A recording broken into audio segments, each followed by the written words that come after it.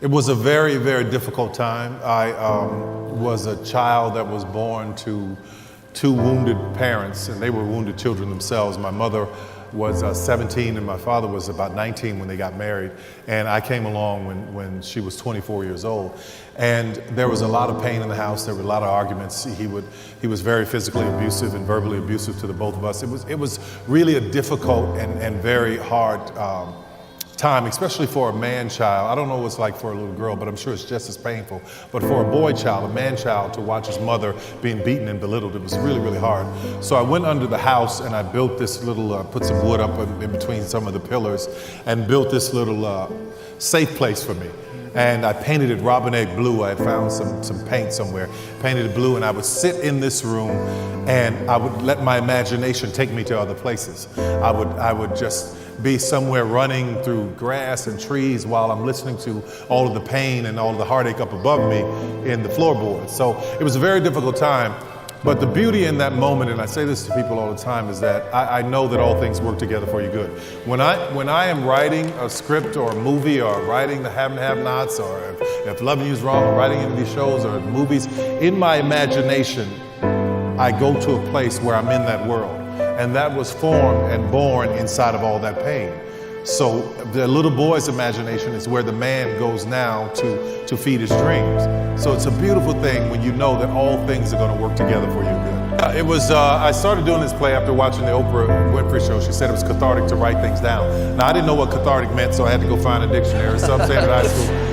I went and found a dictionary and I started writing things down in this journal, and I was using different characters' names because if someone found it, I didn't want them to know that I had been through the things that I was talking about. I was talking about adult survivors of child abuse at the time. So in 1993 or so, I moved to Atlanta. I moved in 92. In 93, I decided to put the play up, worked, saved money, my tax returns from H&R Block, did everything I could to put this show up. And I spent all my money. There was a 200-seat theater. I thought we would do all of these different shows over the weekend and 1,200 people would show up, and only 30 did. So I lost everything I had, my car payment, everything was tied up in it. And it was a very, very difficult time because I know I felt led to do this show about adult survivors of child abuse who had forgiven their abusers. Out of the 30 people, and I knew every one of them in the room, there was somebody said, this really touched me and I want to invest. That's how you know when God is doing something for you, because he'll put you on a path, and just when you think you're at the end, somebody or someone will show up and say, hey, here's another opportunity over here. So from about 93, 94, 95,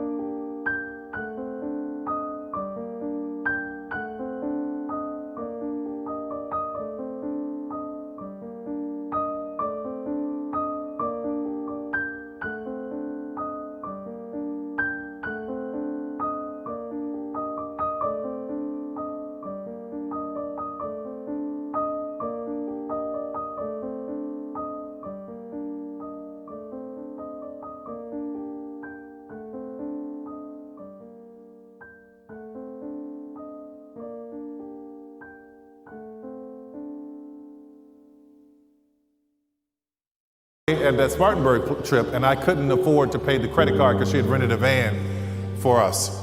And that bill was $300. And $300 to my mother was like 30 million. Let me tell you something. My mother loved me to death, sweet, wonderful woman, but she would cuss you out and beat you up and then pray for you as she taking you to the hospital. That's the kind of person she was. So we were sitting in the house and she was saying, listen, I'm tired of this. I'm tired of you doing these plays. Just stop it. Just stop it. I'm tired of you crying about it. And the woman loved me more than anything. She said, you know what? Just give it up. Just go get your job working at the phone company. You're never going to make it with these plays. Just go get a job at the phone company. I was sitting there in tears when she was saying it to me. She turned around and she saw me because I was sitting behind her on the sofa, and the blood drained from her face. And she said, baby, I'm so sorry. I'm so sorry.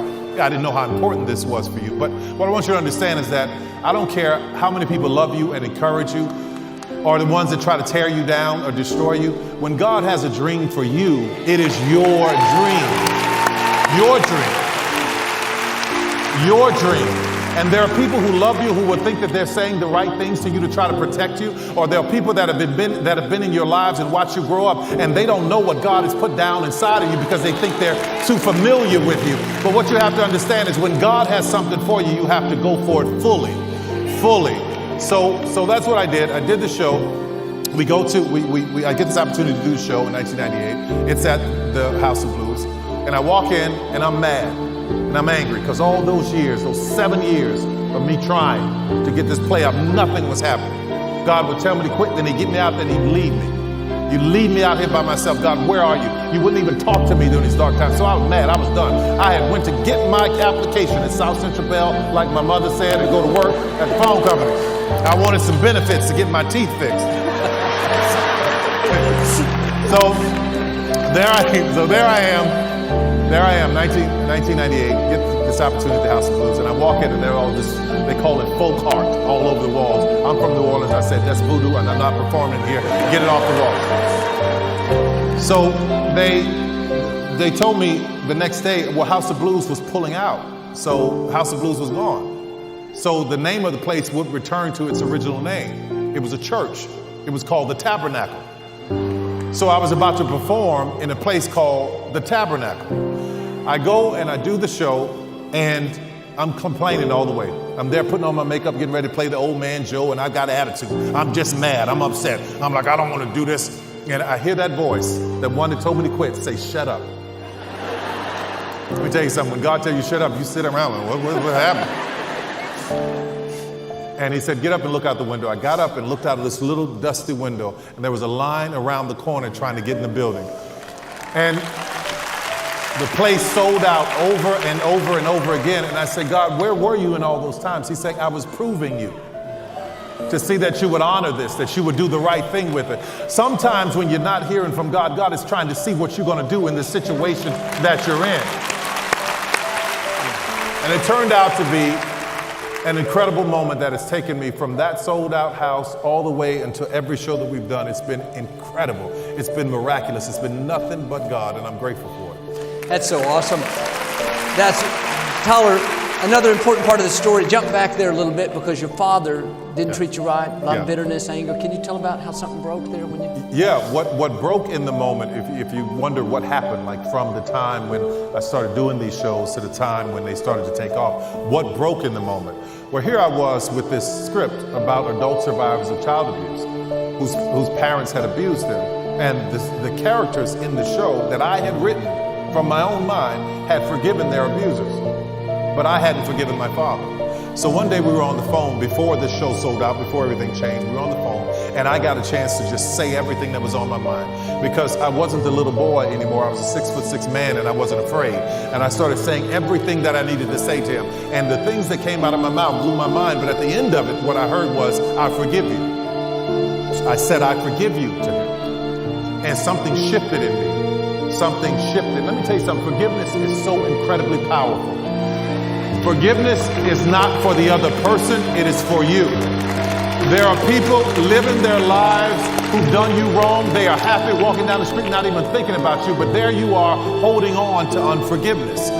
When I forgave this man, I found myself I was lost for a second because my entire fuel was based on the negativity of not forgiving him. But once I forgave him, I had to find a way to find another source of fuel. So the negativity and all the darkness that I'd been through was the source. Now I needed a more positive source. Now I needed a good source, a pure source. It's like taking a car that runs on diesel and putting regular gasoline in it. And then all of a sudden you say drive and something's going to go wrong. So you have to rework all the components inside of your mind to be able to understand how to function in positivity.